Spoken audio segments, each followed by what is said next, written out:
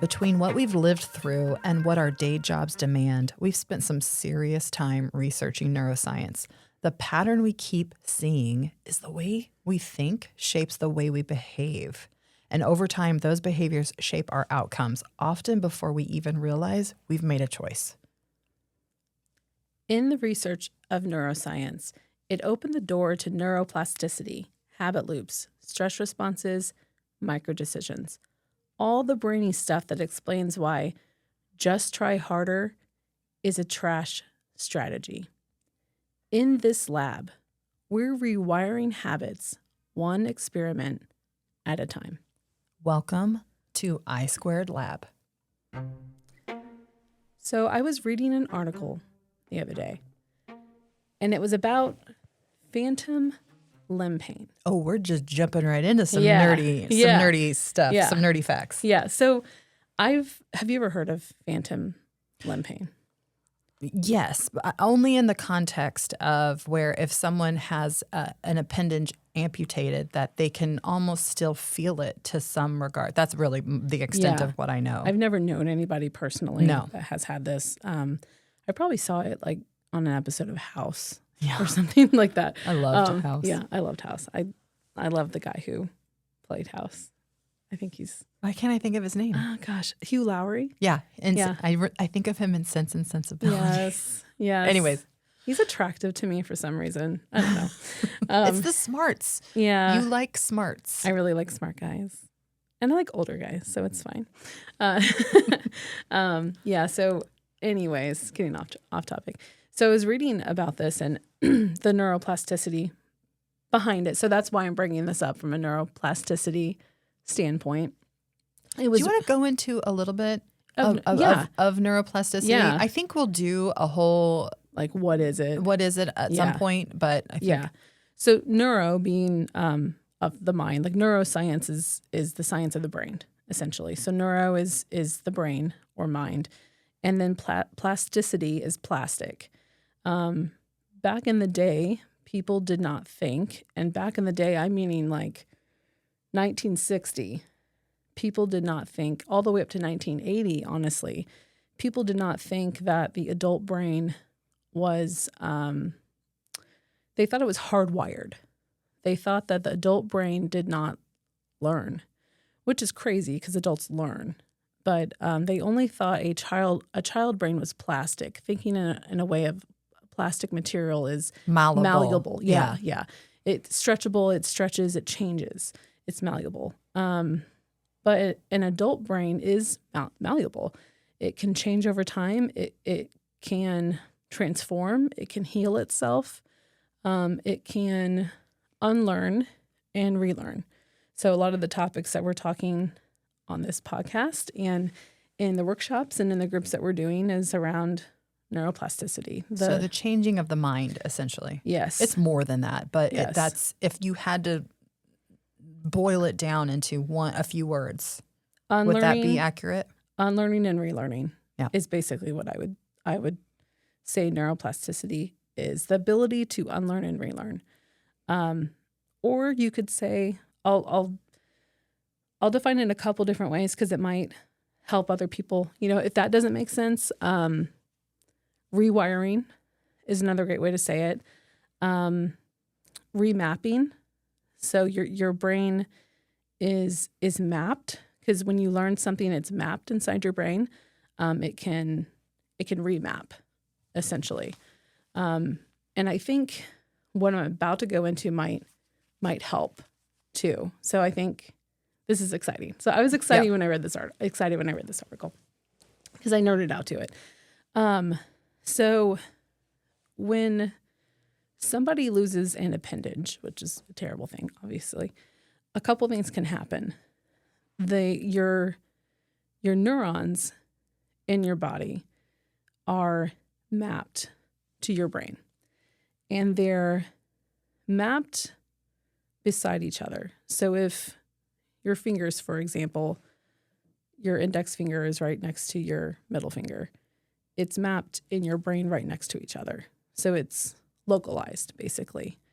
So your arm is all the mapping is right next to each other in your brain. It's not like one is on the left side of your brain and part of your arm is on the right side of your brain. It's all right next to each other. So if you lose your arm, it's all in the same area, if that makes sense. So when you lose an appendage, a couple things can happen. It's mapped in your brain, and when you lose that arm, it's still mapped because your brain knew that your arm is there, and it doesn't realize that it's gone. It still thinks it's there, which is interesting because it doesn't know any different. So it still thinks it's there. So if, for example, you see a friend walk by, and this is sad. There's stories of people who see a friend walk by and they think, I'm going to wave to my friend. They can actually feel their arm and like their hand go up, and they can feel their hand move, but they no longer have that hand. That's interesting. Yeah, because in their mind, they thought they felt it because they feel it. Because those neural pathways still exist in the brain. Yeah, and the that map to the... Exactly. Those neural pathways in their brain lit up and told them to feel it. So they didn't feel it locally in their arm. They felt it in their brain. So we feel when you are touched on your hand, you have sensory outputs in your fingers all over your body, but you feel in your mind too. And actually you feel pain in your mind. You don't even feel pain in your hand. So, and that's interesting because if you cut your hand, or if you get injured, you know how in war. So now I'm going off topic, but I'll make this short. So in war, when people are injured, they say, I didn't even feel the pain. I was able to get off the battlefield. It's a survival mechanism because the brain, the brain sees the injury and the brain says, okay, that doesn't look that bad. That's a small cut. So you're going to hurt this much. The brain actually does that. Or the brain says, oh, that's a big gash. You're going to hurt this much. The brain actually tells you how much you're going to hurt. So it actually sees if you're in a battle, it's like, okay, that's a big wound, but I have a need to survive. So you're going to hurt later. It actually does that.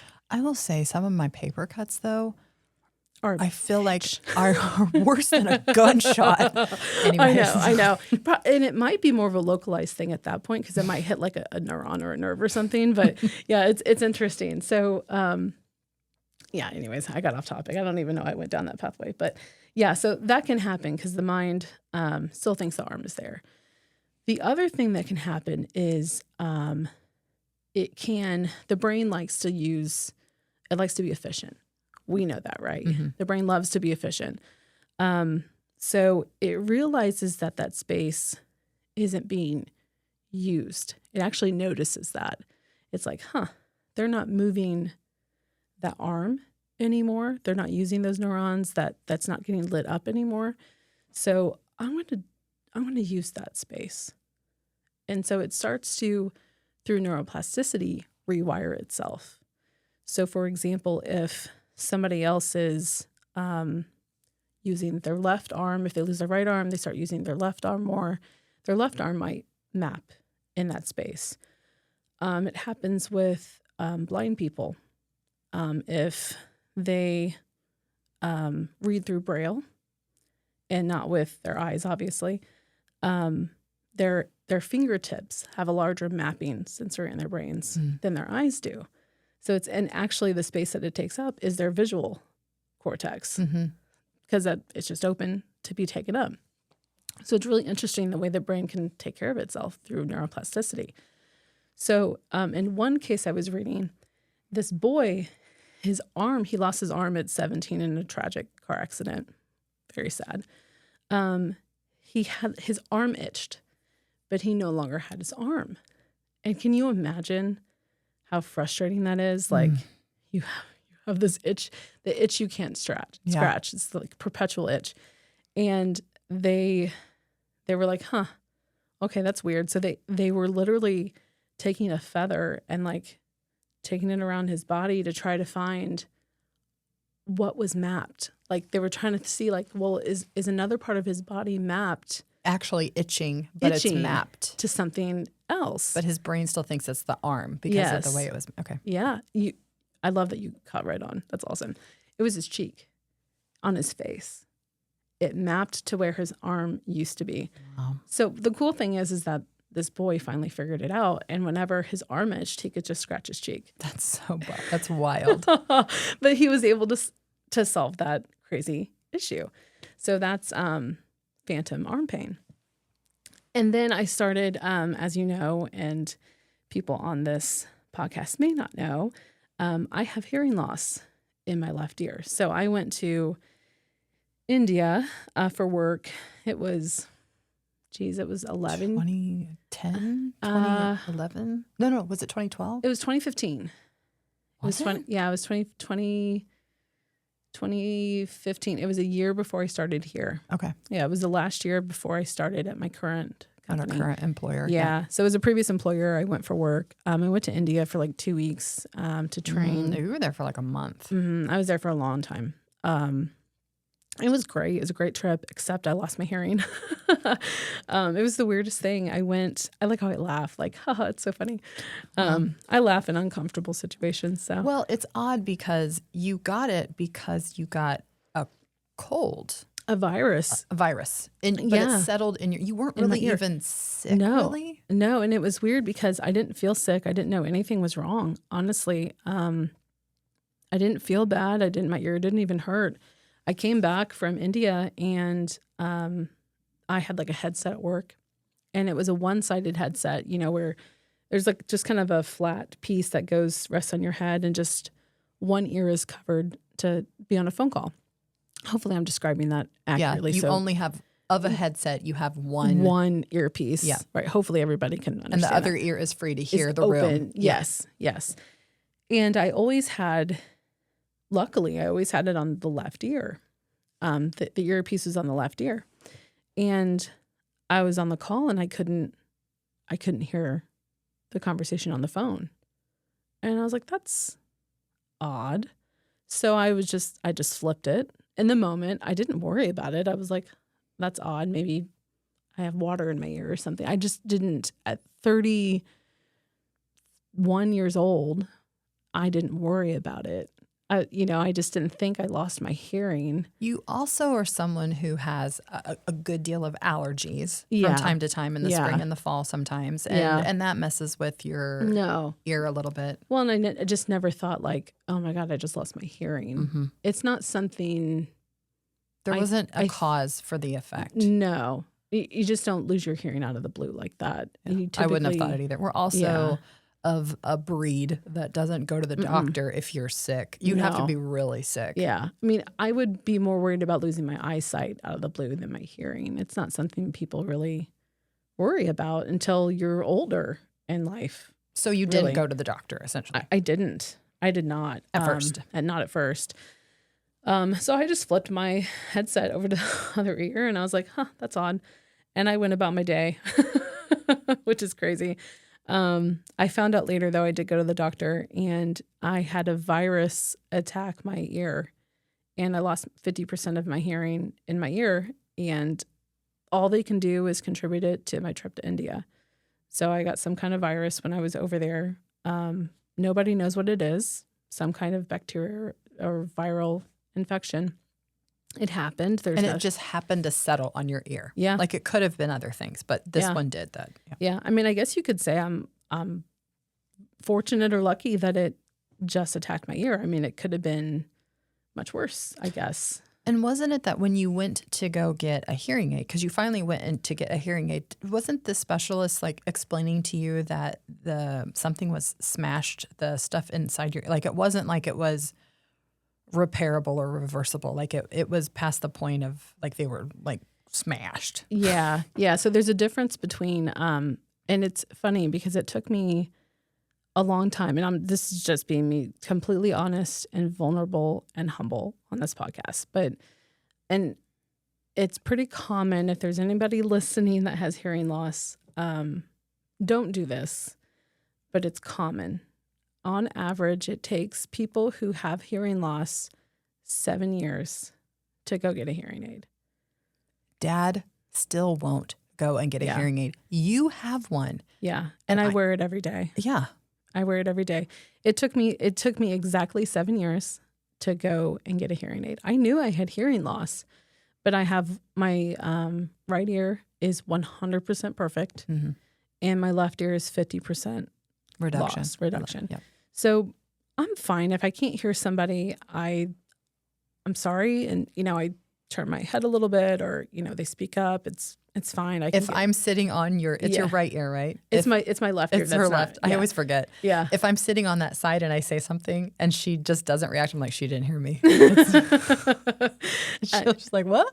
When I'm at restaurants, I always try to sit on the end, and I try to sit on where I'm on the end of the table. My left side is on the end, so people don't whisper in my left ear because I just can't hear them. It's annoying. It sucks. It really sucks. And me being the person I am, because I will joke a lot, I tell her, I'm like, well, your disability. And she gets really upset about it. She gets a little red and she won't talk to me. And I'm like, she doesn't like that part. I'm like, oh, she's disabled. Where's your disabled parking? I know. See, I don't get the perks of it being disabled, though. I don't have a handicap license plate. I don't get to skip the line at Disney World for my disability. Hey, you got Opie, so she it's has. True. Yeah. Tell them about your dog. So I do have a dog, and he's technically a U.S. service animal. Because of my hearing, I have some balance issues sometimes, and it only happens in like the spring. And I probably don't use him as much as I should. I don't take him to work because you technically could. I could, but I don't. A little booger would be a distraction. He's so cute. He's for balance issues because in the spring I kind of get some. We're getting way off track. Anyways, he would also alert you if something were around. He would do that. Not that you need it necessarily, but anyways. So continue. Yes. I'm trying to think where we were going with this. So lost my hearing. So 7 years to get a hearing aid. Went and got my hearing aid. The ENT, ear, nose, and throat doctor told me that there's two things that can happen to your ear. It can be blown, which hearing loss, your eardrum can be blown, which happens if it's loud noises. Like I think that's where Dad's at. Mm-hmm. That's where. So our dad was in the Marines, and his eardrums were blown from being next to all the airplanes. Mm-hmm. I don't think he even wore probably ear protection at the time. They probably weren't. I don't know, equipped properly at the time or didn't know appropriately. And mine are smashed. So it's pretty rare when they're smashed. So he was like, I can tell it wasn't from sound. It was from a virus of why they were smashed. But what happens is there's little hairs in your ears that pick up sound, and they're neurons, and they send those to your brain. And your brain picks up those signals, and it picks up the sounds, and it basically transfers those into sound so you can actually hear what's going on. And I didn't know this all this time. So I have lost my hearing for 10 years now. Yeah, a little over 10 years. It's been that long. It's crazy. So it goes off and on, but I hear ringing noises. When I have a hearing aid in my ear, it helps because all it does is it amplifies noise. So it's still hard to hear with a hearing aid, just so everybody knows that. When somebody wears a hearing aid, it doesn't fix the issue. It just amplifies sound. So I still can't hear what I can't hear, if that makes sense. There are certain tones that I just cannot hear. I just cannot hear it. So it's not perfect, but it does help. It does help. But what happens is I hear this ringing in my ear, And what happens is my neurons are trying to send this false signals because it's malfunctioning, and my brain isn't picking it up because it's malfunctioning. And so my brain is actually, it's called phantom auditory perception. So like phantom limb pain, it's called phantom auditory perception. It's also most commonly known as tinnitus, if anybody's heard of tinnitus. I have ringing in my ears every once in a while. It's not very often. It might be phantom auditory. Maybe your little hairs are messed up too. But it's interesting. It's basically my brain is it's malfunctioning. It's making it is not receiving the signals it's supposed to receive, just like the brain is not receiving the signals from the missing arm. It knows it's supposed to receive something, but it's not. So it's just doing what it thinks it's supposed to do. So it's just making up noises. So it's just the ringing in your ear is essentially your brain just trying to map to what was there at one time. It thinks that, it knows that there's supposed to be something there. And it's funny because you just recently, after 10 years, I just figured this out. It's so wild. It's crazy. And now I'm pissed about it. All over again. For 10 years, I've just been like, it's fine. It's just this ringing in my ears, and I just ignore it. And it's just this background noise. And now I'm upset, and I'm mad, and I'm angry about it because I know my brain, you literally look it up and it says it's a brain disorder. And I'm like, my stupid brain. It backs you're disabled theory, though. It does. Okay, so we need to talk about this, though, too, because science calls a lot of things a disorder. Well, it's not working right, so it's a disorder because it's not working right. Working correctly, normal. Yes. Or working as the mass population. We can, I don't know, semantics, right? Yeah.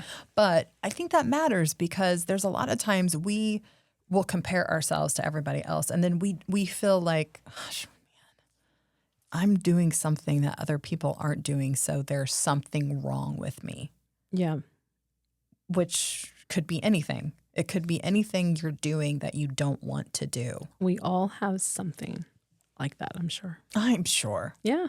It could be finances. It could be social media. It could be food. It could be, I don't want to hydrate with water. I would much rather hydrate with wine. It could be how we run. We don't have correct form. It could be, it's exercise. It could be anything. But I know when we compare ourselves to others, we're looking for safety. We're looking for our fit in the tribe. Mm-hmm. We're looking for, how am I going to add value? Am I still, because when, it really maps back to if you were put out of the tribe, you were dead. So our brains still think that, and it's always scanning and looking and assessing and predicting, okay, how am I fitting in? How are they perceiving me? How can, and this is just one other thing that it puts you on the out. You're not like everybody else in some way. And I really think this has a lot to do with our social component around the habits we do. And I'm rereading right now James Clear Atomic Habits, and he has a very small section on the social aspects of habits. And actually, when I listened to his recent podcast, he wishes he would have put a much bigger emphasis on that because now he's doing more research in that. So he might end up coming out with, he's coming out with a workbook around it, which I'm really interested in.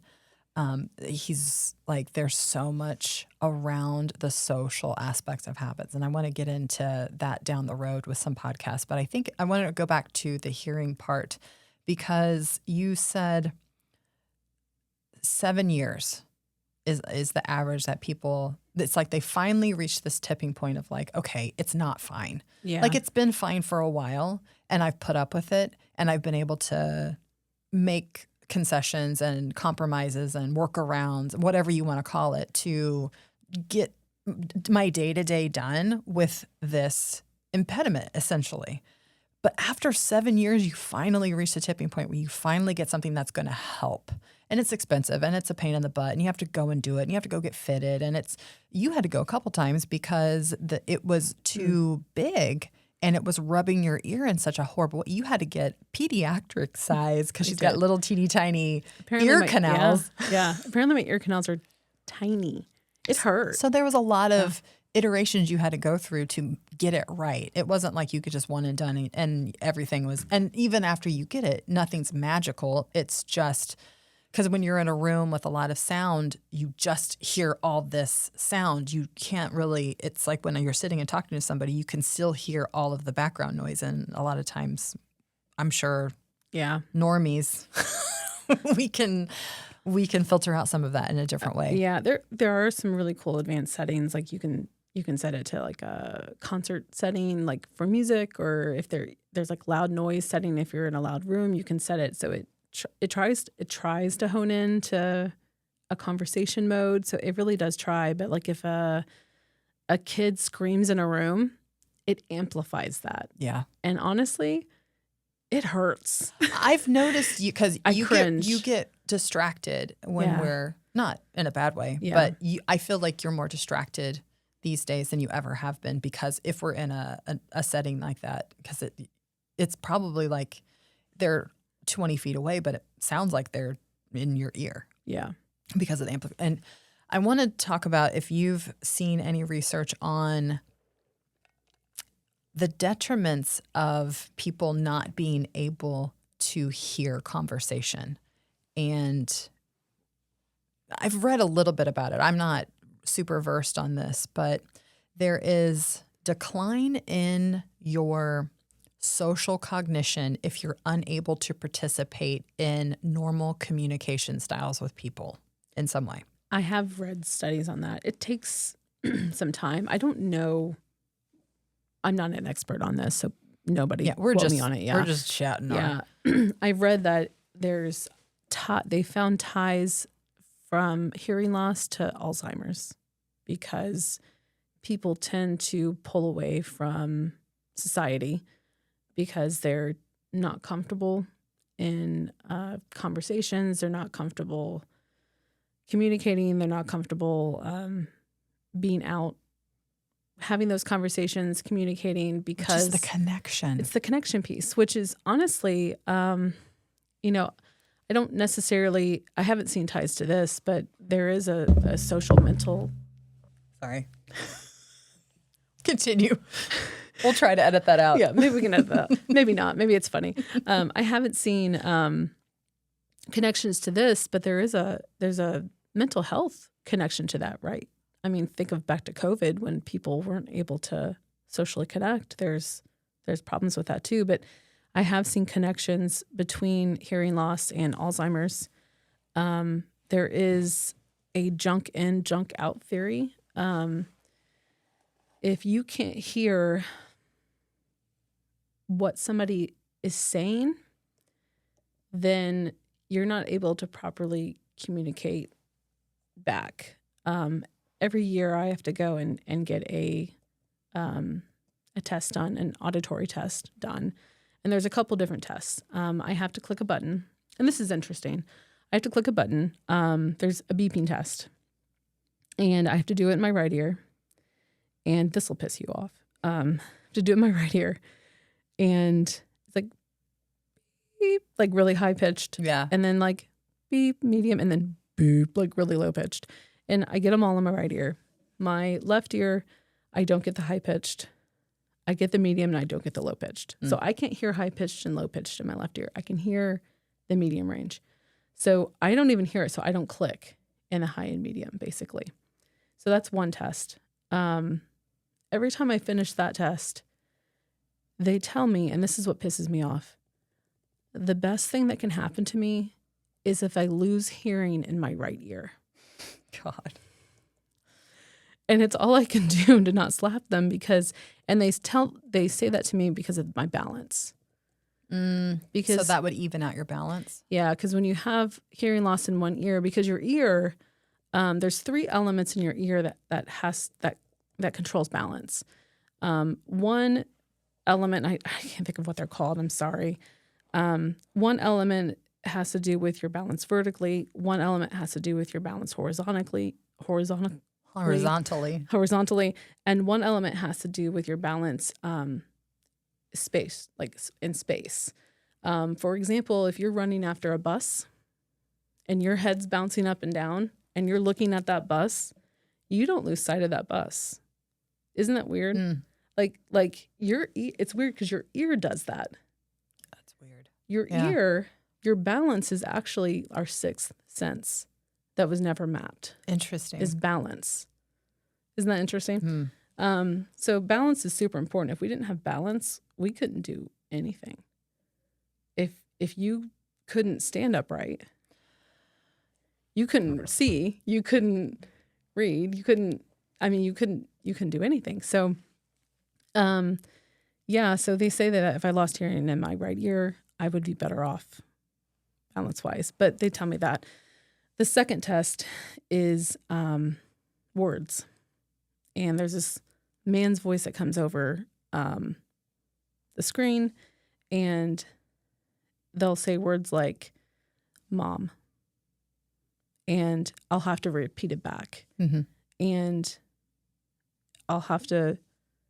they'll judge me whether I mom or mon or, do I say it back right? Yeah, the linguistic part of it. Yeah, and they're just testing to make sure that I'm hearing the linguistic part of it, because that's what's tied to the Alzheimer's. Because if people are not hearing that part of it, then they pull themselves back from society and they don't really want to be in conversations because they're not understanding people, and then they don't want to be a part of the conversation anymore. It's interesting. 2 longevity stats are, what I'm hearing recently is your quad muscles actually predict your longevity as you get into your 70s, 80s, and 90s. And that makes your quad, so your leg muscles essentially. Okay.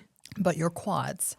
And I was like, why is that? So those who have strong legs were shown to have longer longevity, and those that were able to hear. And the connection between the two is that if you're able to walk and you have balance, you're able to get out and connect with others. Interesting. And when you stop doing that, you stop connecting, you stop socializing, you stop going to the afternoon tea, you stop going to the birthday party you were invited to, you didn't really want to go to maybe, but you haven't seen these people in a while, so you probably should, but you don't go because you don't have the balance, you don't have the muscles. And quad muscles are getting up and off the toilet when you're in your 80s and 90s. And so everybody do some leg stuff, resistance training, and it could just be body weight. That's my plug for that. But that is the biggest indicator. Interesting. Your longevity is your quad muscles, but it's mostly tied, and I didn't connect it, it's mostly tied to getting out and about and having social connection. There is a lot of, so the community aspect is probably one that I would say this time around that I really leaned into, and that that's not me. Yeah. I'm going to do it myself. Yeah. I'm going to head down, blinders on. I've got this. I don't need nobody. I've got this. But it's something different that I wanted to do because I wanted this time to be different. So I really leaned into what have I poo-pooed before, essentially? What have I just totally written off? Like, that's not for me. And maybe I try it. Maybe I just give it a shot. There were things I learned by watching others, but I wasn't a huge contributor at first. And I think that has to do with my fear of being right or, being seen as she doesn't know what she's talking about, maybe that kind of stuff. But the more I researched and the more I studied, the more solid footing I felt like I had there. I didn't feel like such a fraud in that case. Like, what do I know? I've been around this mountain 20 times. So, and there's a part of it that's like, oh, we've all got the same story. Who cares about mine, essentially? I've lost and gained the weight 100 times. We all have the same story, but we do and we don't. That's the feeling that I have a lot is, who am I? Mm-hmm. Or like we all have the same story because what does it really matter? Or there's also the feeling of being judged. The judge. Mm-hmm. Yeah. The judgment. There's that too for me. Why can't you figure it out? Right. What's wrong with you? Why have you been around the mountain 20 Yeah. times? What is wrong with Yeah. you? One and Yeah. done. You should have figured it out. Yeah. Then there's shame, and then there's guilt, and there's all this stuff behind it. But no one's judging. We're all here no. for a reason. What are the chances that you get it right the first time? And some people do, maybe. But I also don't know if those people are more okay with adapting as they're going. And I wasn't those times around the mountain. Like, I wanted it to be perfect, all or nothing, this way. Oh, it's not, I'm off the rails. And then I'm going to do my own thing. And then I would isolate. So that's where you see when people go silent and when they're isolating is typically when they aren't doing what they want to be doing for their own goals because they don't want people to see them acting in that way. Mm. And you would think that the opposite, do you know what the opposite of addiction is? No. I feel like I should, but no. It's connection.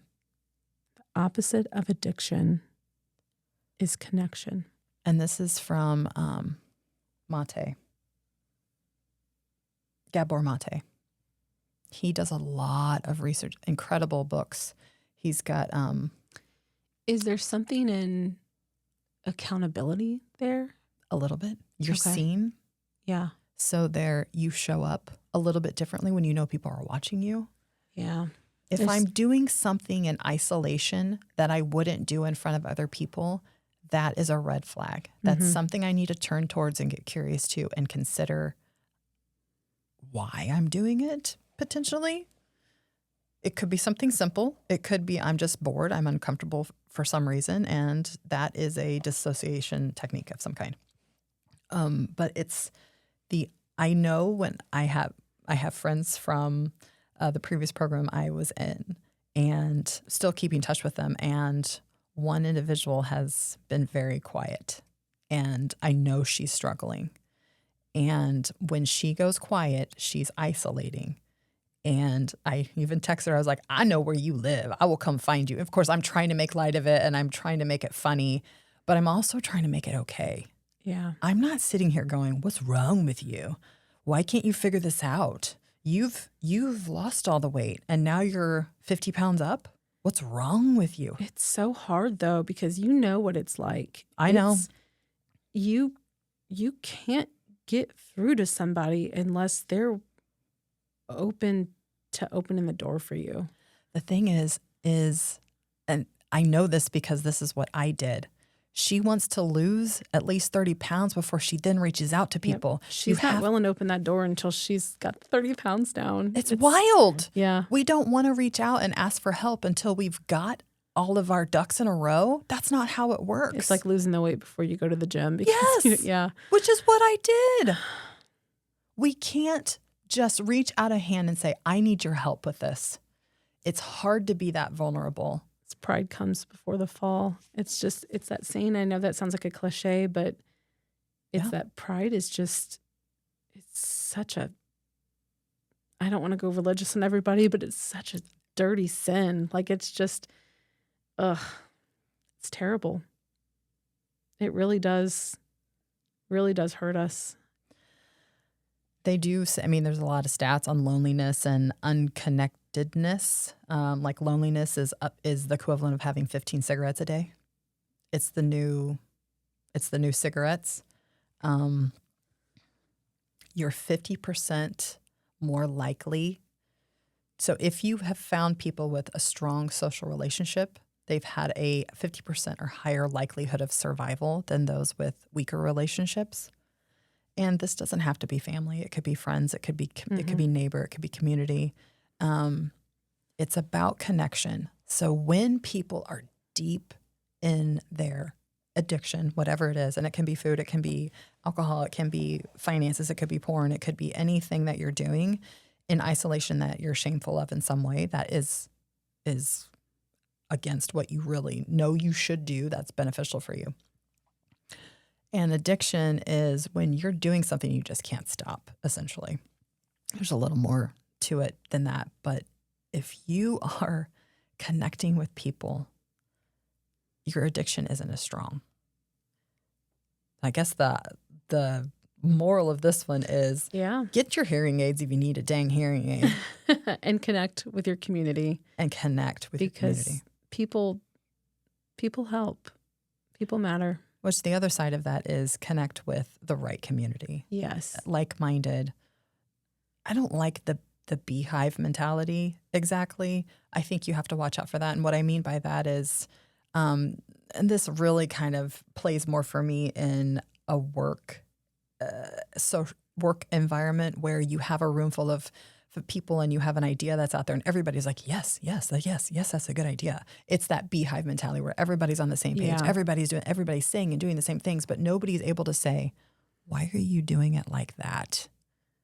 Not that you want, it's a fine line. It's a fine line because we all want to be doing the same thing, of course, but I think it's also healthy to be able to look at it from a perspective of, okay, I've been doing it like this for a while. It's working for me. Is this still what I should be doing? And it's a quick check-in. It's a questioning of the norm. Is it still good for me? Is it still happening? Should I change it up in any way? I'm making this up, are these electrolytes beneficial for me today as they were a year ago? Maybe I don't need those. Maybe I just need a pinch of salt in my stuff, because ultimately I just want magnesium and potassium in my, I'm just making that piece up. It's okay to change it a little bit if you are aligning it with your goals.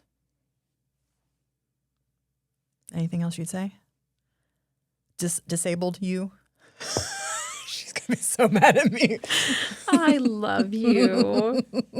And I'm like smiling through my teeth at her right now. No, I don't want to take it back here, but I will say, because it does connect with what you're saying. I was in denial for 7 years, and I think that's what it is when the average 7 years, when people don't get a hearing aid, it's like I'm in denial. I've lost my hearing, but it's okay. Yes. I don't need it. I'm fine without a hearing aid. I don't need it. I didn't lose my hearing, and I think it's like that with weight loss too. I'm not that heavy. It's okay. Or I look like everybody else is 30 pounds overweight. Yeah, I'm just making that up. It doesn't show. They can't see me. They can't see it. I still look good in my clothes, or, I don't want them to. I need to lose that weight before I go to the gym because I don't want them to see, or I need to lose the weight before I participate in this community. Yeah, I need to get this right before I say what I think I want to do. That's not it. I guess that's what I would want people to run the experiment after this one, is to come in and be you, say what you want to say, and there's a saying in Bright Line Eating, and I just love this saying. And she says, come all the way in and sit all the way down. Don't stand at the door. That's what she's saying. Don't lurk on the fringes. Don't sit on the fence. If you're going to come in, come all the way in and sit all the way down. I don't know. I think it's from 12-step programs, because that particular weight loss program is around addiction and abstinence, complete abstinence from things. So it's from like a 12-step program type thing. So it is, if you're going to come out, just come all the way in. I mean, you could say it a ton of different ways. Drink the Kool-Aid, drink your water with electrolytes, whatever it is. But come all the way in and sit all the way down. If you're going to do it, let's immerse ourselves in it and do it. And don't feel like you can't participate in the community fully just because you haven't lost all your weight, or you haven't made strides. You haven't made enough strides in your head that you've made up that you need to have made before you make a post, or you like a post. Come in and be a lurker and like and support, and just, you could say, that was awesome. Or you don't have to make one up on your own, but I would come all the way in and sit all the way down. Stay curious. Keep experimenting, guys.